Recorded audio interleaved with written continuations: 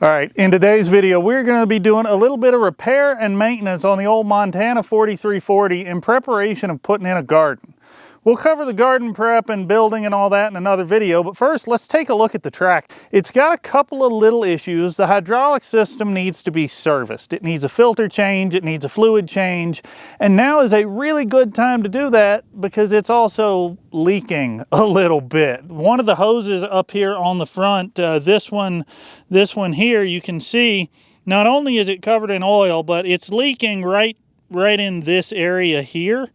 There are two things that are really important when you are working on any type of hydraulic system, especially removing hoses like we are here. Number one is make sure all the pressure is off.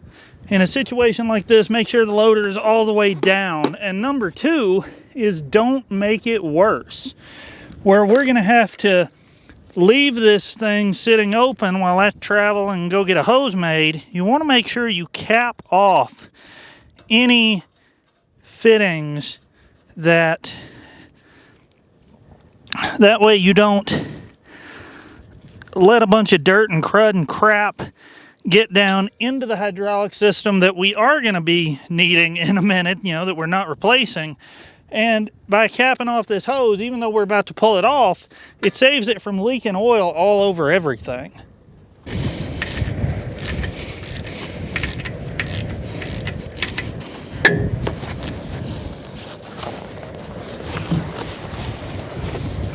There we go. Fishing this old hose through this loom is gonna be fun. Now the other end of this hose just comes over here to this quick connect fitting, so we don't have to worry about capping anything off. I was gonna show you guys how to make a hydraulic hose and just make this one here myself, but I don't have the NPT fitting that you need to go into this quick connect. So because I don't have that fitting, we're gonna have to go to a hydraulic place and have them make one of these for us, but that's not a big deal. Shouldn't be too expensive. It's just a pretty basic 3/8 hose with some, I believe that's a number 8 fitting on the cylinder end, and then this looks like probably just a 1/2 inch NPT, so not a big deal. Boy, this hose loom has been soaking up oil for a minute. This is not my tractor, for those of you that may be wondering. This belongs to a good friend of mine who is kind enough to allow me to use it every so often. And in return, I try to take care of little maintenance items like this when they come up.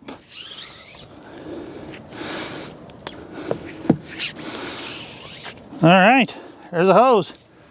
Let's go get parts. And we're back. Got a new hydraulic hose made today. All we've got left is to fish it back through the sleeve here, which is going to be interesting, but hopefully not too terribly difficult. And then reconnect everything and go to work. Please don't hit the tripod.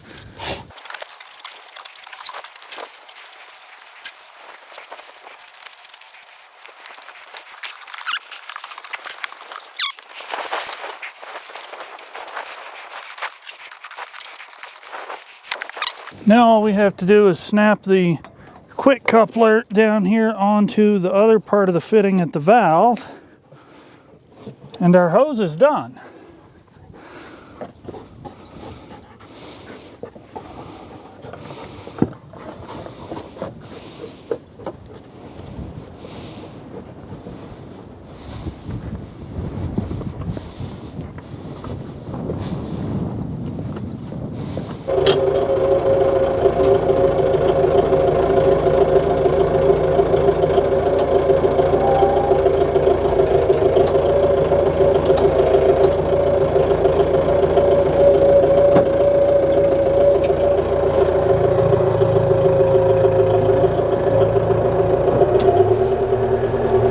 Okay, so I tried to get us over here out of the wind a little bit better, because the next thing we're going to do is drain all the old hydraulic oil out of this thing, change the filter, and refill it. You want to service your hydraulic systems regularly, because even though it's not like an engine where there's a whole lot of moving, wearing parts, your hydraulic systems are vented to the atmosphere, so when you're working in really dusty, nasty conditions, they do pick up dirt and crud and contaminants and all kinds of junk that you don't really want in there. So I've got 2 drain pans. I don't know exactly how much hydraulic oil this little tractor takes, and typically I would just slide a 5-gallon bucket under here, but we can't fit a 5-gallon bucket under there. When you're draining the hydraulic system, you want to be able to get out as much of the oil as you can, which means you want to have all of your cylinders retracted. That way, you know, you want to have your 3-point hitch down, you want to have your loader down, probably curl the bucket back, because even though they are double acting cylinders that have fluid on both sides of the piston, the ram takes up a little bit of space, and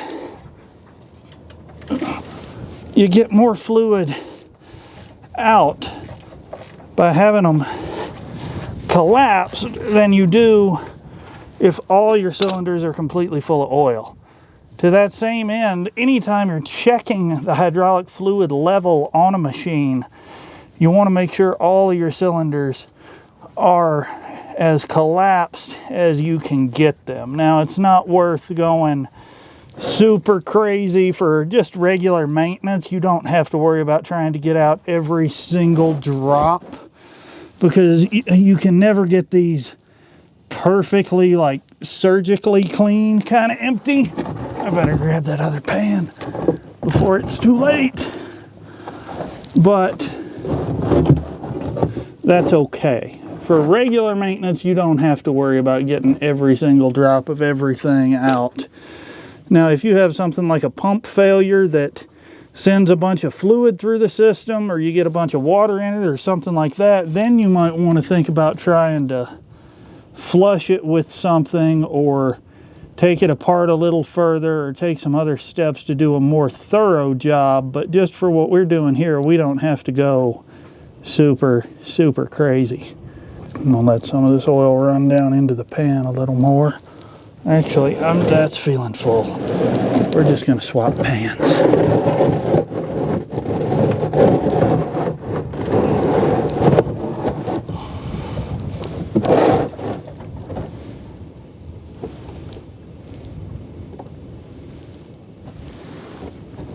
This one doesn't have a cap on the spout, so I better turn it this way so the spout's uphill. End up just funneling all this off into the driveway. That's not what we're trying to do. I'm nervous. I'm going to plug this up, dump these out in some buckets, and then come back with two empty pans. I don't want to make any more of a mess than we have to. Well, these 2 pans fill up a 5-gallon bucket, so I'm going to say each one's probably 2.5, 3 gallons. And while we can't count on that to tell us exactly how much to refill, you know, we will have to check the dipstick to know for sure once we get it going. This will at least give us an idea of how much to put back in. I'm ballparking. This tractor should probably hold somewhere in the neighborhood of 10 to 15 gallons would be my guess. But we'll see.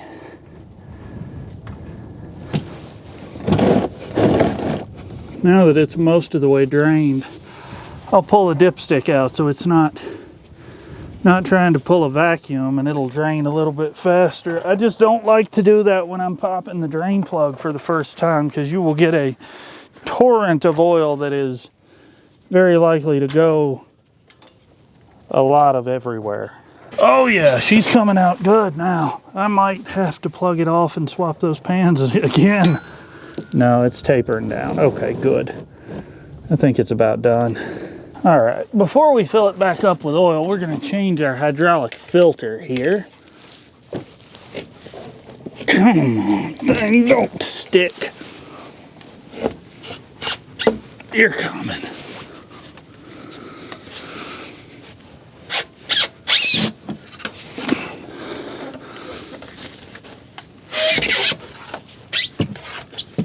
we go. Can I turn it by hand yet?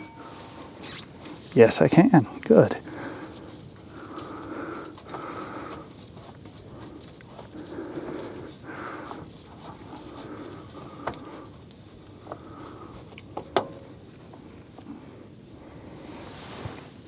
I guess it drained most of that out. Cool. One thing I always do, and I think you'll find most mechanics do, is when you change a filter, put the date and the hours that are on the machine on the filter somewhere. I usually write it on the end because that way it is easy to see no matter what position the filter is in. And use a paint pen if you can. I just have a Sharpie, so in addition to writing it on the end, we're going to write it on the side of the filter once we get it in there, and smear a little bit of oil around on the O-ring so she'll come loose next time without too terrible of a fight. I'm going to write it in two places just in case one of them gets rubbed off. Alright, so we got about 7 gallons out, and I know it's been leaking for a minute with that hose, so I'm going to say we're probably going to need, give or take, 10 gallons. So we're going to start with this 5-gallon bucket. Pro tip, when you're pouring out of one of these buckets that doesn't have a vent, go ahead and cut a little slit opposite of the pour spout so it can vent some air and it'll pour a lot smoother. But don't cut the hole so big you can't use it for used oil when you're done. All right, bucket, let's do this slowly. All right, the wind has died down a little bit. Put 5 gallons in. I know that's not enough, but we're going to check it just to see.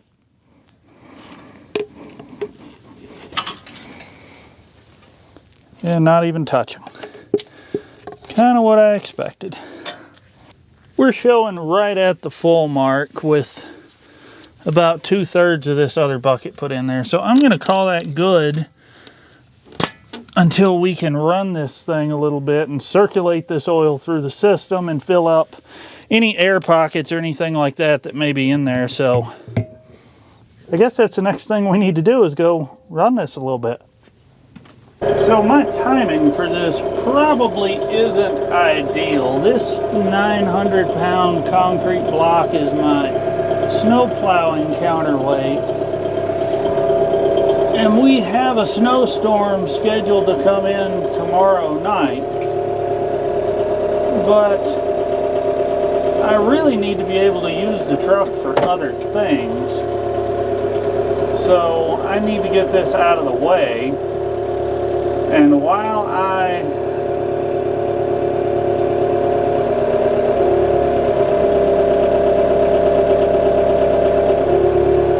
see if we can't get this back on the forks a little bit further.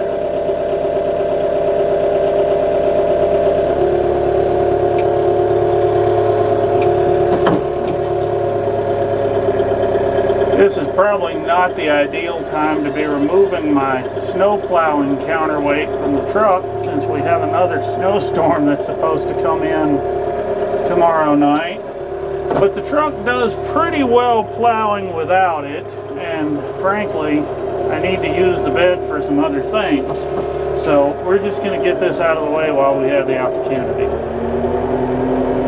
What's really nice for jobs like this where you're working on an angle is a hydraulic tilt for the rear implement, or even like I showed you on the old 8N, if you had the crank handle, that would make adjusting your rear blade angle much easier, so that even though the tractor was tilted, the blade would be able to cut straight across. But that's okay, this is working.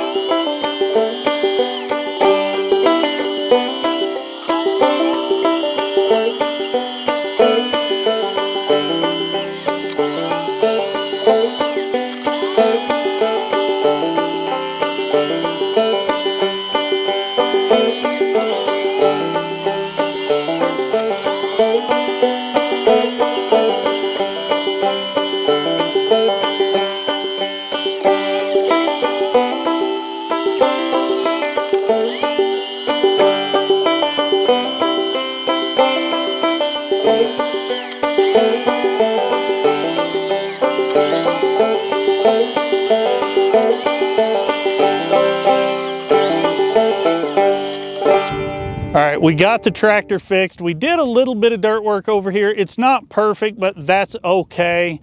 We're about to be starting a much larger dirt work / gardening project right in this area behind me. We're also going to be working on the Ford 8N. I know a lot of you have been curious about that tractor. Trust me, it's not forgotten.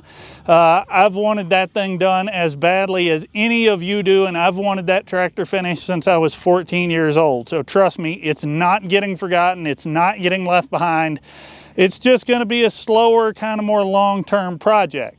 So be sure you're subscribed for that. We've got updates coming there. We've got a couple of other little projects that are going to be happening in the meantime as well.